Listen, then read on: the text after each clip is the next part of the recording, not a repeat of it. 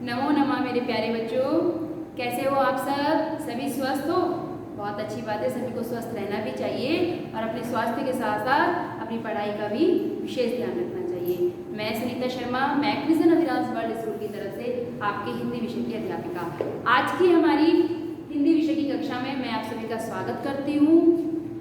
आज हम पढ़ने जा रहे हैं पाठ 2, जिसका नाम है आम का मौसम। ठीक है बच्चों, मैं आज के पाठ को आपको एक कहानी के रूप में बताऊंगी, कहानी के रूप में पढ़ाऊंगी। ठीक है, एक रोचक तरीके से आज हम अपने पाठ को पढ़ेंगे। उससे पहले पाठ से संबंधित कुछ मुख्य बातें हैं जिनका भी हमें अध्ययन कर लेना परम आवश्यक है, जिसमें उद्देश्य बच्चों आप लोगों के ऊपर आधारित है। क्या है उद्देश्य? छात्र पाठ में निहित तथ्यों और घटनाओं को समझकर और पढ़कर उसका अर्थ ग्रहण कर सकेंगे। अर्थात पाठ में जो भी जानकारी या जो भी अनुभव या उद्देश्य है उनको हम समझ सकेंगे। ठीक है, उसके उपरांत आता है शब्दकोश। शब्दकोश में पाठ के अंदर जो कठिन शब्द दिए हुए हैं ना, उनका अर्थ आता है।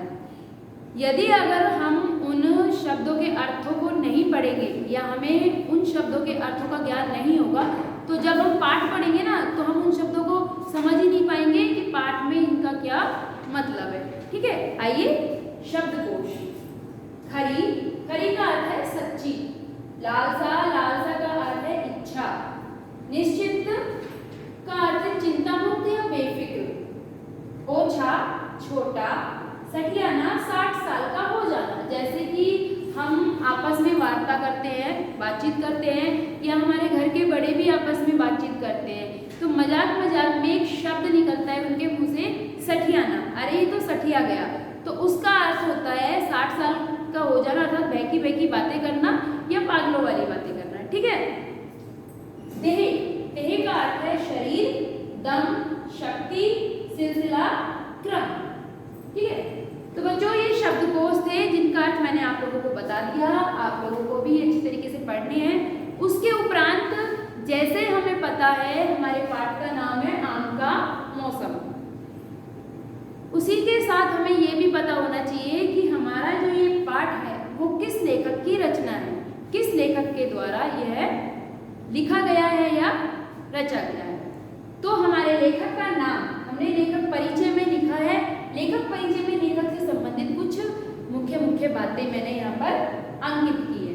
देखिए, सबसे पहले नाम यशपाल जैन की रचना है हमारा पाठ। उनका जन्म हुआ था 1 सितंबर सन 1912 ईस्वी में, या सन 1912 ईस्वी को विजयगढ़ कहाँ है? अलीगढ़ जिले में। तो उनका जन्म आपको पता चल गया, अलीगढ़ में हुआ। उसके उपरांत उनकी मृत्यु या निधन, उनका निधन हुआ 10 अक्टूबर सन 2000 को नागदा में। नागदा कहाँ है? मध्य प्रदेश में। ठीक है बच्चों, तो आपको ये 3 बातें समझ में आ गई। उसके उपरांत हमने यहाँ पर उनकी एक उपलब्धि ली है, पुरस्कार। जो उन्होंने रचनाएं की उनके लिए और उनके अच्छे कार्यों के लिए उन्हें भारत सरकार द्वारा पुरस्कार प्रदान किया गया। सन 1990 में उन्हें मिला पद्मश्री। ठीक है बच्चों, तो आपको लेखक से संबंधित भी जानकारी यहाँ पर मिल गई और हमारे पाठ के शब्दकोश से संबंधित भी जानकारी आपको यहाँ मिल गई। अब हम अपने पाठ की ओर चलते हैं। पाठ में सबसे पहले मैं आपको बता दूं क्या बताया गया है। पाठ में बताया गया है कि हमारे जो बड़े बुजुर्ग होते हैं, बड़े लोग होते हैं, वो हमारे लिए, हमारे भविष्य के लिए कुछ ऐसे काम कर जाते हैं अपने अनुभवों के द्वारा, अपनी सूझबूझ के द्वारा, जो हमें हमारे भविष्य में काम आती है। ठीक है, उनका लाभ हमें हमारे भविष्य में मिलता है। लेकिन जिस समय वो जो काम करते हैं ना, वो हमारी समझ के परे होते हैं किसी कारणवश, तो हम उनको समझ नहीं पाते या कहते हैं कि अरे ये ऐसा काम क्यों कर रहे हैं, क्योंकि हम अपनी नासमझी के कारण ये बोलते हैं। लेकिन जब हम कुछ समय पश्चात उस कार्य का जब हमें लाभ मिलता है तो हमें समझ में आता है कि हमारे बड़े बुजुर्गों ने यह काम हमारे फायदे के लिए ही किया था। तो आज का जो हमारा पाठ है, आज की जो हमारी कहानी है, वो इसी पर ही आधारित है। गर्मियों का मौसम चल रहा था, जैसा कि मैं आपको बता दूं, गर्मियों के मौसम में सबसे ज़्यादा किस फल का स्वाद हम लोग लेते हैं? सबसे ज़्यादा कौन सा फल गर्मियों के मौसम में आता है? आम। आपको पता ही है आम कैसा होता है, बहुत रसीला होता है, हरा भी होता है, थोड़ा पीला भी होता है, आधा पीला आधा हरा भी होता है ना, और खट्टा मीठा भी होता है। तो आम का मौसम चल रहा था, ठीक है। उसके बाद एक बड़े बुजुर्ग, जिन्हें गांव वाले प्यार से दादा कहते थे, दादा बहुत ही अनुभवी, बहुत ही परिश्रमी, अच्छे घर से ताल्लुक रखने वाले और अच्छा उनका कारोबार था, अच्छी प्रसिद्धि थी गांव में। उनके 4 बेटे थे, अब वो थोड़े बुजुर्ग हो गए थे, अपना सारा कारोबार अपने बेटों को सौंपकर अब वो आराम करना चाहते थे। उनकी अब उम्र नहीं थी काम करने की, तो उनके बेटों ने उनका सारा कारोबार अपना लिया और अपने पिता से बोले कि अब आप आराम कीजिए, अब आपको कार्य करने की या मेहनत करने की कोई आवश्यकता नहीं है। ठीक है बच्चों, यहाँ तक समझ में आया? तो दादा ने भी सोचा कि अब जब सारा काम मेरे बेटे या मेरे पोते, मेरे बच्चे संभाल रहे हैं, तो मैं क्यों न आराम करूं। ठीक है, यहाँ तक हो गया। कुछ दिनों बाद, जैसे मैंने आपको बताया, गर्मियाँ चल रही है, आम का मौसम चल ही रहा था, तो दादा ने सोचा घर बैठकर क्या करें, कुछ अच्छा काम करें। अब वो तो उनकी सोच थी ना, उनकी सूझबूझ थी। तो उन्होंने देखा कि जैसे हम आम खाते हैं तो गुठलियाँ कहीं कूड़े में या कहीं बाहर फेंक देते हैं, गांव में इधर उधर फेंक देते थे कूड़े में या किसी भी जगह फेंक देते थे लोग खाकर। तो दादा ने क्या किया, उन आम की गुठलियों को उठाया, जहाँ जहाँ भी वो आम की गुठलियाँ थी वहाँ वो जाते और वहाँ से आम की गुठलियाँ उठाते। ऐसे ही वो पूरे गांव में चक्कर लगाते आम की गुठलियों के लिए। उन गुठलियों को उठाते, उन्हें साफ करते और गांव के बाहर जमीन में गाड़ देते। ठीक है, दिन प्रतिदिन वो रोज यही काम करने लगे। गांव वाले सोचने लगे, दादा ये क्या काम कर रहे हैं, दादा पागल तो नहीं हो गए, सठिया तो नहीं गए, इतना अच्छा घर है, कारोबार है, बेटे हैं, बहुत अच्छे हैं, पैसे की भी कोई कमी नहीं है, फिर ये ऐसा काम क्यों कर रहे हैं। तो गांव वाले उनका मजाक उड़ाने लगे। उनके बेटों को भी ये काम अच्छा नहीं लगता था। गांव वाले कहने लगे, घर में गाय भैंसे हैं, पोते पोतियाँ हैं, उनको खिलाएं, ऐसा काम क्यों करते हैं। और उनके बेटे भी उनको ऐसा समझाते कि आप ये काम मत कीजिए, ये काम अच्छा नहीं है, पर दादा मानने वाले नहीं थे। उन्होंने ये काम शुरू किया जब तक ये आम का मौसम चला। उसके बाद आम का मौसम चला गया, दादा जो ये अपना रोजाना का काम करते थे, आम की गुठलियाँ उठाना, फिर उन्हें गांव के बाहर जमीन में गाड़ देना, वो बंद हो चुका था। उनके बेटों ने भी चैन की सांस ली, चलो ये काम छूट गया, अब हमें किसी के सामने शर्मिंदा नहीं होना पड़ेगा।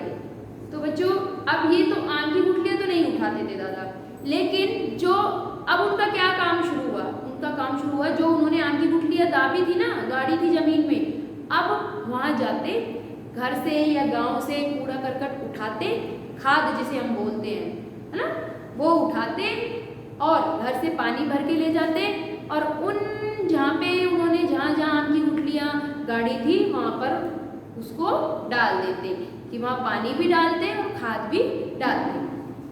तो अब वो इनसे उनके गांव वाले और उनके बच्चे इस चीज़ से भी परेशान हो गए कि वो ये करते थे। फिर कुछ समय बाद फिर आम का मौसम आया और दादा का फिर वही सिलसिला शुरू हो गया, गुठलियाँ उठाना, उन्हें साफ करना और गांव के बाहर जमीन में दाब देना। देखते ही देखते दादा का ये काम तो चलता ही रहा। कुछ दिनों बाद दादा की मृत्यु भी हो गए, वो भी स्वर्ग सिधार गए। फिर कुछ समय पश्चात, कुछ सालों के पश्चात, जब वो आम के पेड़ बड़े हुए, गांव के चारों ओर लहराने लगे, तो गांव वालों को समझ में आया कि दादा क्या करना चाहते थे उस समय।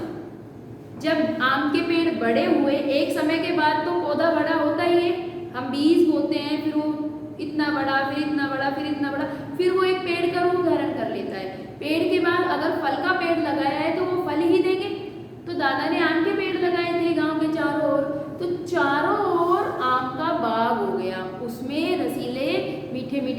लगने लग गए। तब गांव वालों को समझ में आया कि दादा ऐसा क्यों करते थे। दादा तो आम के पेड़ से आम खाने से रहे, क्योंकि वो तो चले गए थे, लेकिन उन्होंने जो ये आम के पेड़ बोए थे वो किसके लिए बोए थे? अपनी आगे आने वाली पीढ़ी के लिए, कि उनके बच्चे, उनके पोते पोतियां या गांव के सभी लोग इन आमों का स्वाद ले सकें। ठीक है बच्चों, तो गांव वालों को और उनके बच्चों को समझ में आया कि दादा का अनुभव था, उनके अच्छे कार्य और मेहनत का फल था कि गांव के चारों ओर आम के बहुत सारे पेड़ लहराने लगे और आम का एक बाग बन गया। तो बच्चों, ये जो हमारी कहानी है यहाँ पर खत्म होती है, समाप्त होती है। इससे हमें क्या शिक्षा मिली कि बड़े लोग जो भी काम करते हैं उसमें कोई ना कोई एक उद्देश्य छिपा रहता है, उसमें कोई ना कोई एक भाव छिपा रहता है ना? उनकी भावनाएं, उनका प्यार रहता है उन कामों में। तो हमें क्या करना चाहिए? हमें उनके साथ बैठना चाहिए, उनकी बातों को, उनके विचारों को समझना चाहिए और उनसे प्रेरणा लेनी चाहिए अपने आगे आने वाले जीवन के लिए कि हम आगे किस प्रकार बढ़ सकते हैं। तो हमें क्या प्रेरणा मिली? एक तो निरंतर परिश्रम करने की प्रेरणा मिली, एक दूसरों के लिए कुछ ऐसा कार्य करने की प्रेरणा मिली जिससे दूसरों का भला हो सके। ठीक है बच्चों, तीसरी बात हमें ये सीखने को मिली कि हमें अपने घर के बड़े बुजुर्गों का आदर सम्मान करना चाहिए, उनके किसी भी काम को छोटा या बड़ा नहीं समझना चाहिए। ठीक है बच्चों, तो आशा करती हूँ आपको जो आज का हमारा ये प्रकरण था आम का मौसम वो समझ में आया होगा, है ना? बहुत अच्छी बात है। तो इससे जो संबंधित प्रश्न है वो मैं आपको समझा दूंगी, है ना? तब तक के लिए आप अपने पाठ को एकाग्रता के साथ पढ़िए और समझिए कि जो कहानी मैंने आपको बताई है, पढ़ाई है आज, वो आपके पाठ से संबंधित है या नहीं। आप अपनी किताब से अपने पाठ को पढ़िए। तब तक के लिए धन्यवाद।